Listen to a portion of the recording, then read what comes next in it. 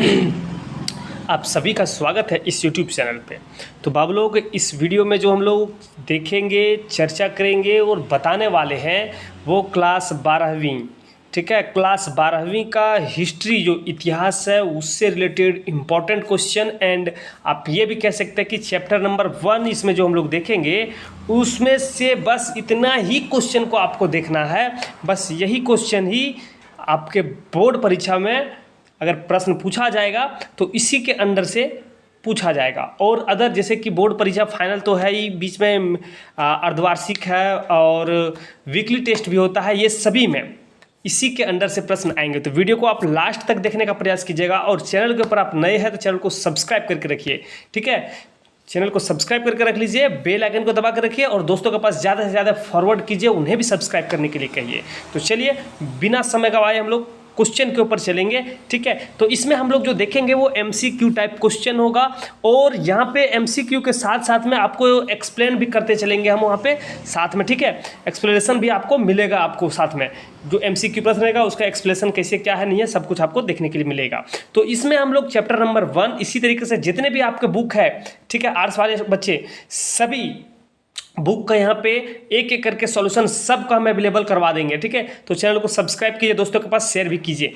चलिए तो हम लोग चैप्टर नंबर 1 हम लोग देखेंगे। इसमें चैप्टर का नाम है ईंट, मनके तथा अस्थियां, ठीक है, हड़प्पा सभ्यता। ये चैप्टर है ना, ये न्यू पैटर्न आधारित है और 0 to हीरो लेवल वाले बच्चे जो है उनके लिए भी ये है, ठीक है। जो कुछ नहीं पढ़े हुए हैं बस इस वीडियो को आप देखिए, इसको आप रट लीजिए या समझ लीजिए या देख लीजिए, आप अच्छे खासे नंबर लाएंगे, ठीक है। तो चलिए हम लोग बिना समय गवाए अब हम लोग चलते हैं क्वेश्चन के ऊपर।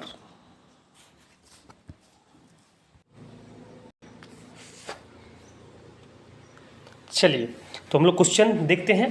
दिया हुआ है कि भारतीय पुरातत्व का पिता किसे कहा जाता है। तो भारतीय पुरातत्व का पिता, देखिए हम लोग यहाँ पे फटाफट आंसर देखेंगे, ठीक है। तो किसको कहा जाता है, तो भारतीय पुरातत्व के पिता के रूप में जो जाना जाता है वो कनिंघम को कहते हैं। किसको कहते हैं, ऑप्शन नंबर ये में, ठीक है। सर जॉन मार्शल कौन था, तो सर जॉन मार्शल कौन था आप लोग, तो सर जॉन मार्शल जो देखिए यहाँ पे ऑप्शन दिया हुआ है कि एक अध्यापक, वैज्ञानिक, पुरातत्ववेता और इतिहासकार।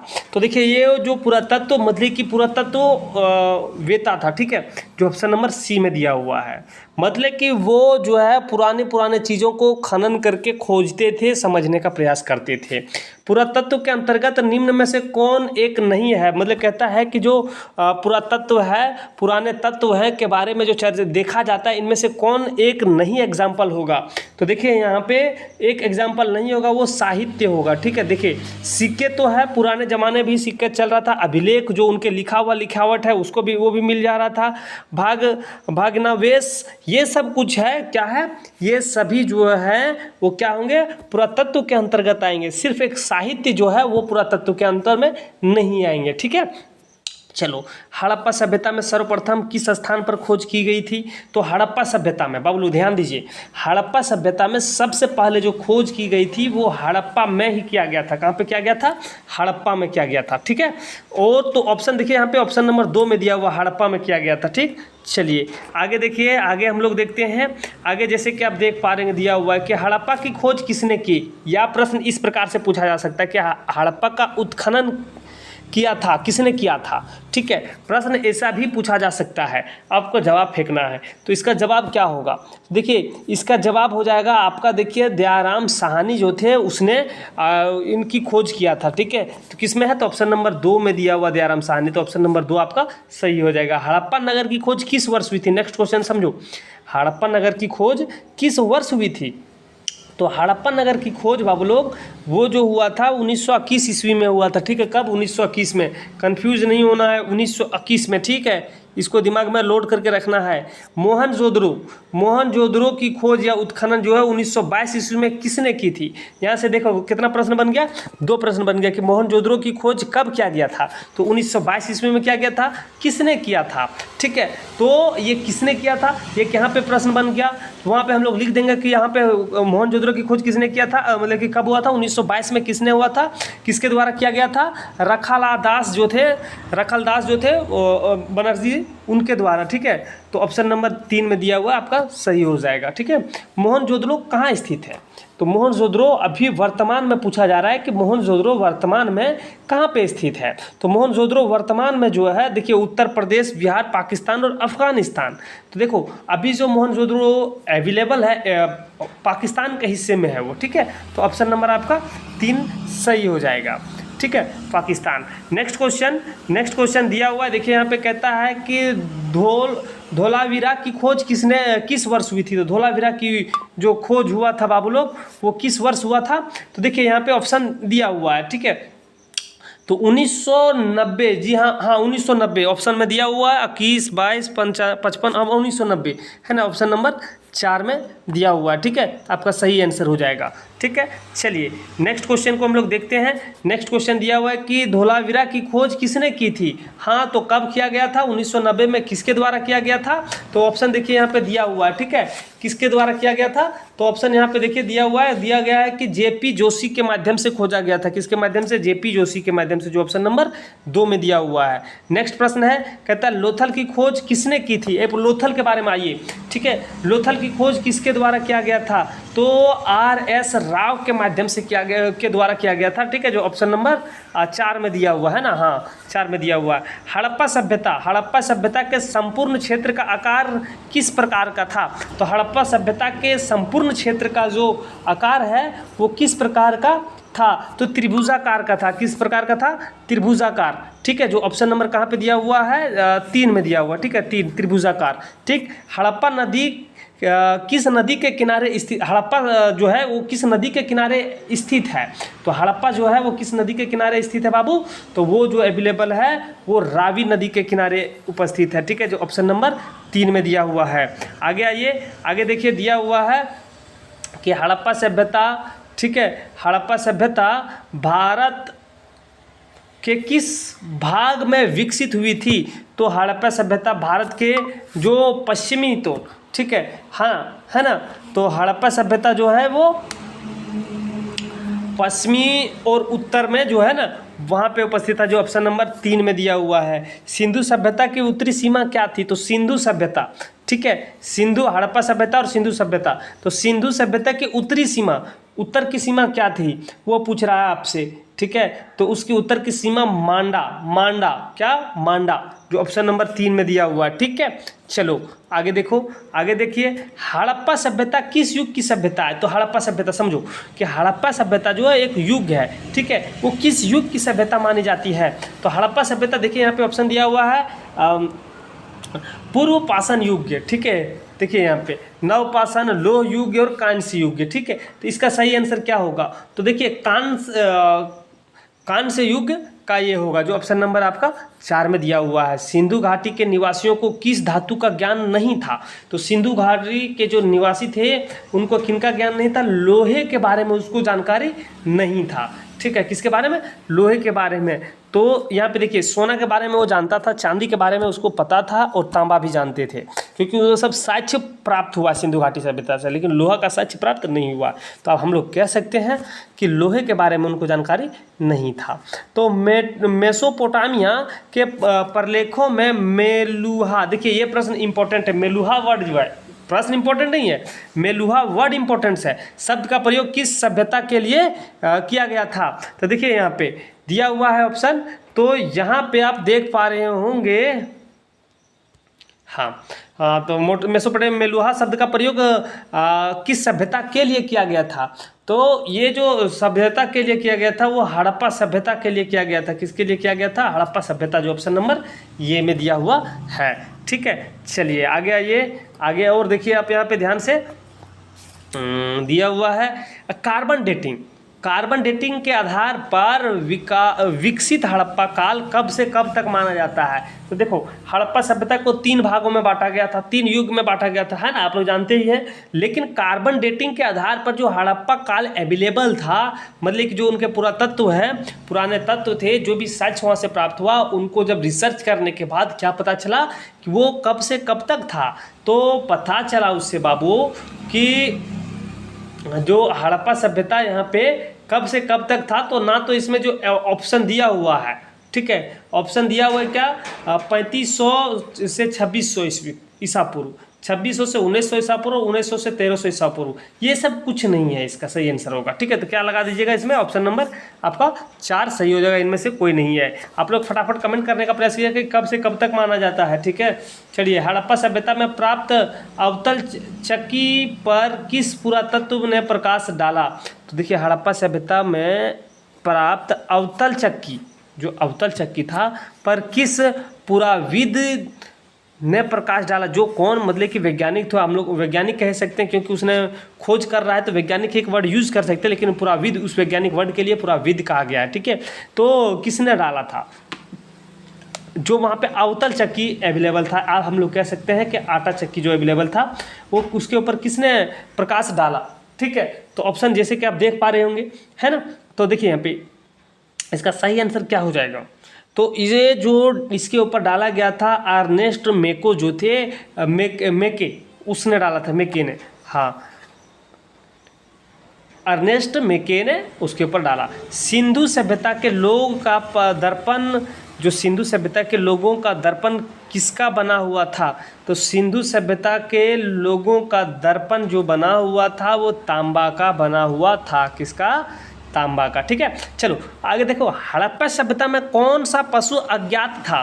तो एक हड़प्पा सभ्यता है, उसमें कौन सा पशु जो था वो अज्ञात था, मतलब उसके बारे में ज्ञात नहीं हो रहा था। ठीक है, तो कौन सा पशु था वो पूछ रहा है आपसे। ठीक है, तो देखो, घोड़ा के बारे में अज्ञात उसमें माना जाता है। ठीक है, घोड़ा, जो ऑप्शन नंबर 2 सही दिया हुआ है। अब यहाँ पे एक और प्रश्न आया है जो बहुत इंपॉर्टेंट प्रश्न है, बहुत बार प्रश्न परीक्षा में पूछा जा चुका है। आप लोग कह सकते हैं कि ये वीवीआई प्रश्न, इसको ठीक कर सकते हैं आप लोग, या दिमाग में लोड कर सकते हैं कि कालीबंगा किस राज्य में स्थित है।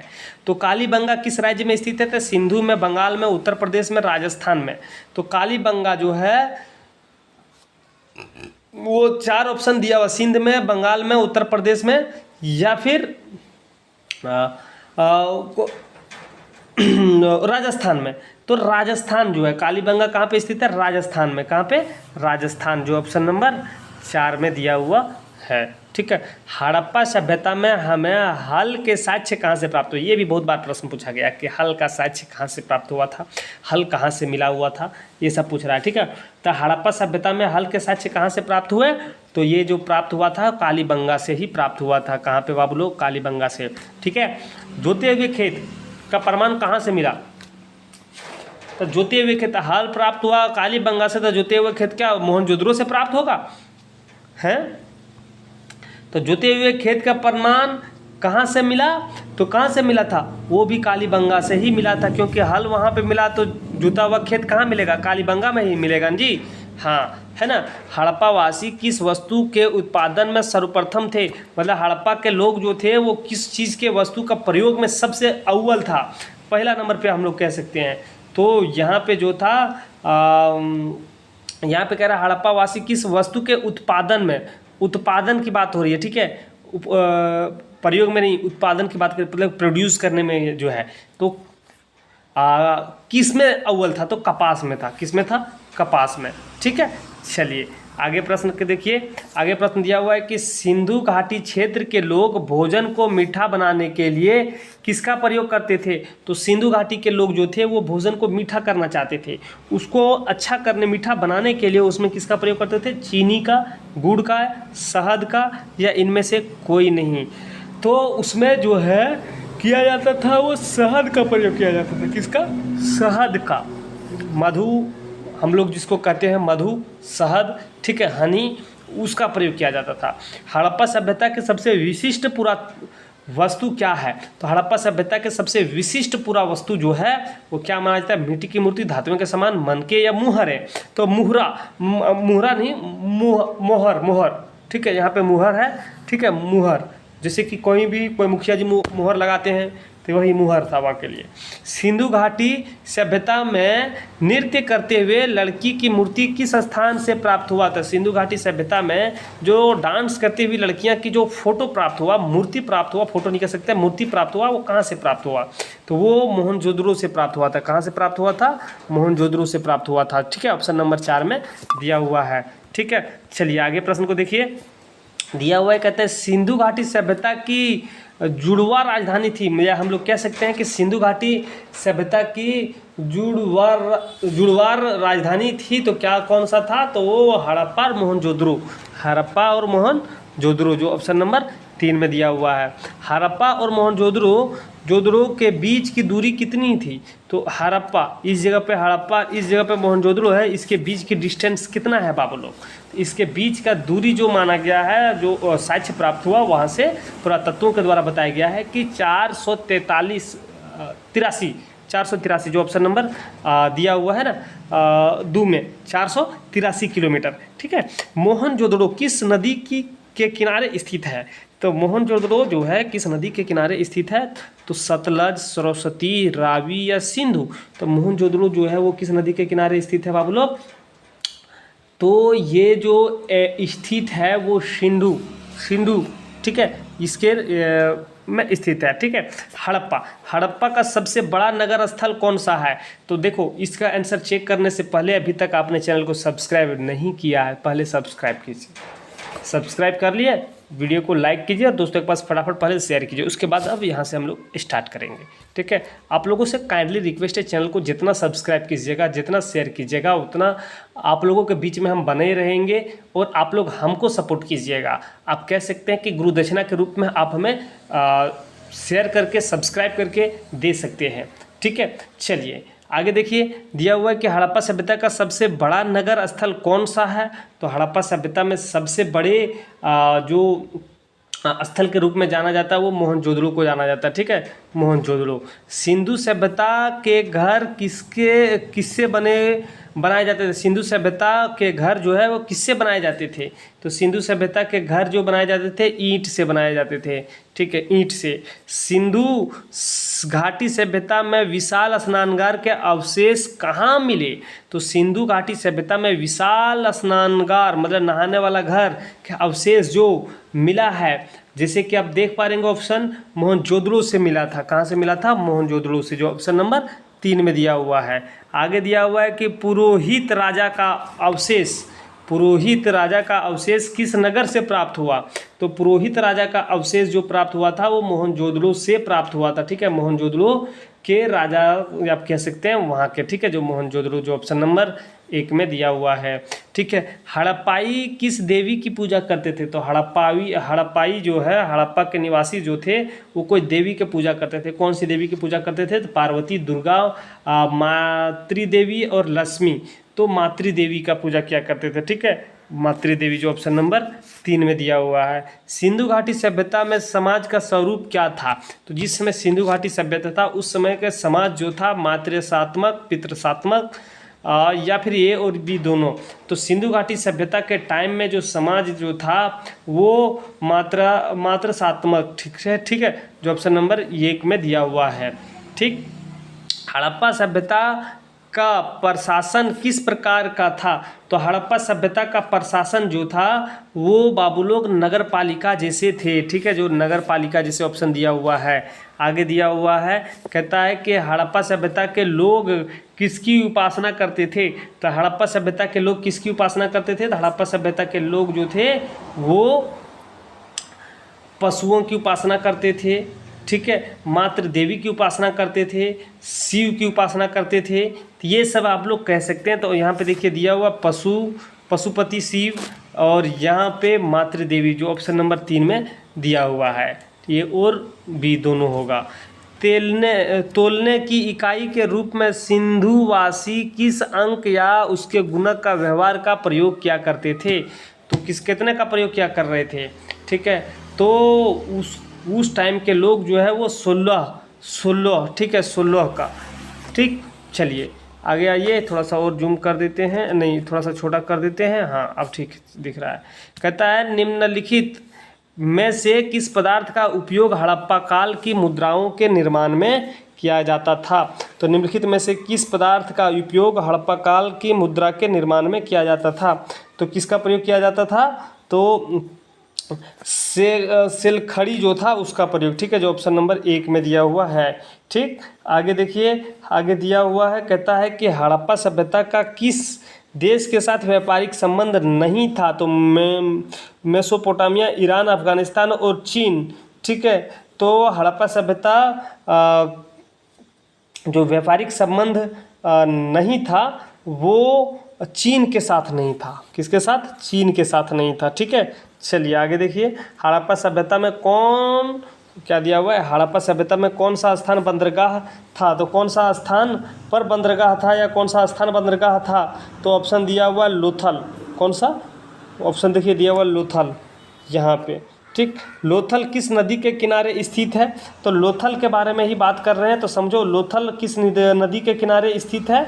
तो वो जो है वो भोगवा, कहाँ पे? भोगवा नदी के किनारे स्थित है। लोथल किस राज्य में स्थित है? अभी वर्तमान में जो है लोथल किस राज्य में स्थित है? तो गुजरात में स्थित है। कहाँ पे स्थित है? तो गुजरात में स्थित है वर्तमान में। सिंधु सभ्यता में गुजरात में बंदरगाह नगर कौन सा था? तो सिंधु सभ्यता के टाइम में गुजरात में बंदरगाह नगर कौन सा था? तो वो जो था वो लोथल ही था। कौन सा था? लोथल था। ठीक है, तो चलिए आगे देखिए। आगे दिया हुआ कहता है कि डॉक यार्ड यानी गोदीबाड़ा का अवशेष किस नगर से प्राप्त हुआ? तो इसका अवशेष जो प्राप्त हुआ था वो लोथल से प्राप्त हुआ था। ठीक है, कहाँ से? लोथल से। हड़प्पा सभ्यता के किस नगर में दुर्ग दीवार से घिरा हुआ नहीं मिला? तो किस में? लोथल से। ठीक है, लोथल से। ठीक, चलिए आगे देखिए। आगे दिया हुआ है, कहता है कि सुमेर से प्राप्त अभिलेखों के अनुसार नाविक का देश किसे कहा गया? तो नाविक का देश जो है किसे कहा गया? ठीक है, सुमेर के से प्राप्त अभिलेख जो मिला उसके माध्यम से, तो कह सकते हैं कि मेलुहा को। ठीक है, मेलुहा, जो ऑप्शन नंबर 3 में दिया हुआ है। सिंधु घाटी सभ्यता में शिल्प उत्पादन का एक प्रमुख केंद्र सा था, वो कौन था? चन्हुदड़ो, जो ऑप्शन नंबर 4 में दिया हुआ है। हड़प्पावासी तांबा कहाँ से प्राप्त करते थे? तो हड़प्पावासी तांबा जो प्राप्त किया करते थे वो खेतड़ी से। कहाँ से? ऑप्शन नंबर 4 में दिया हुआ है। ठीक है, हड़प्पा सभ्यता के लोग सोना कच्चा माल के रूप में कहाँ से प्राप्त करता था? देखो, हड़प्पावासी तांबा जो प्राप्त करता था खेतड़ी से, और सोना जो है कच्चे माल के रूप में प्राप्त किया जाता था। ठीक है, वो कहाँ से मिलता था उसको? तो दक्षिण भारत से। कहाँ से? दक्षिण भारत से। ठीक है, चलिए नेक्स्ट प्रश्न को हम लोग देखते हैं। दिया हुआ है, कहता है कि हड़प्पाई लोग नीला लाजवर्द मणि कहाँ से प्राप्त करते थे? तो ये भी कहाँ से प्राप्त करते थे? तो ये भी इसको जो प्राप्त किया जाता था वो सोरतुघई से। ठीक है, जो ऑप्शन नंबर 1 में दिया हुआ। हड़प्पा सभ्यता की लिपि की मुख्य विशेषता क्या थी? तो हड़प्पा सभ्यता की लिपि की मुख्य विशेषता क्या माना गया है बाबू लोग? तो ऑप्शन दिया हुआ है ना, तो हड़प्पा सभ्यता की लिपि की मुख्य विशेषता है कि यहाँ दाएं से बाएं की ओर लिखी जाती है। ठीक है, दाएं से बाएं की ओर, दाएं से बाएं की ओर। ठीक है, दाएं से बाएं की ओर मतलब कि इस तरह से। ठीक है, इधर से, ऐसे नहीं, इधर से लिखेगा तो ये दायां से बायां आया। ठीक है, यहाँ पे हाँ यही इसी तरह से था, माफ़ कीजिएगा। यहाँ पे क्वेश्चन आपका क्या कह रहा है कि दायां, तो दाहिना तो मेरा इधर हो गया, इधर से इधर आ रहा है, मतलब इधर से कुछ भी लिख रहे हैं हम लोग, तो ये लिपि थी। ठीक है, आगे देखिए। सिंधु सभ्यता का कौन सा स्थान मृतकों का टीला के रूप में जाना जाता है? तो सिंधु सभ्यता का कौन सा स्थान मृतकों के टीले के रूप में जाना जाता है बाबू लोग? वो मोहनजोदड़ो। देखिए यहाँ पे दिया हुआ है, भिल्सा टॉप्स के लेखक कौन थे? तो भिल्सा टॉप्स के लेखक जो है वो अलेक्जेंडर कनिंघम था। Alexander Cunningham. कोलकाता में स्थिर एशियाटिक सोसाइटी की स्थापना किस वर्ष हुई थी? तो ये जो स्थापना हुआ था वो 1784 में किया गया था। ठीक है, तो देखिए बाबू लोग, इसमें जो भी हम प्रश्न आपको बताए हैं ये सभी प्रश्न क्लास 12वीं का जो था वो चैप्टर नंबर 1 का MCQ और साथ में एक्सप्लेनेशन भी करते गए। ईंट मनके तथा अस्थियाँ, बस हड़प्पा सभ्यता इतना ही देखिए। और जो भी बच्चे कुछ नहीं जानते, बस इतना क्लियर कर लीजिएगा। आपको बता दे रहे हैं कि MCQ इस चैप्टर से फोड़ के आइएगा, ठीक है। तो चलिए वीडियो को समाप्त करते हैं, फिर मिलेंगे नया चैप्टर लेकर। उससे पहले वीडियो को समाप्त करेंगे। चैनल के ऊपर अपने चैनल को सब्सक्राइब कीजिए, वीडियो को लाइक कीजिए, दोस्तों के पास शेयर कीजिए। फिर मिलते हैं नया पार्ट लेकर। आपसे अलविदा लेते हैं। जय हिंद।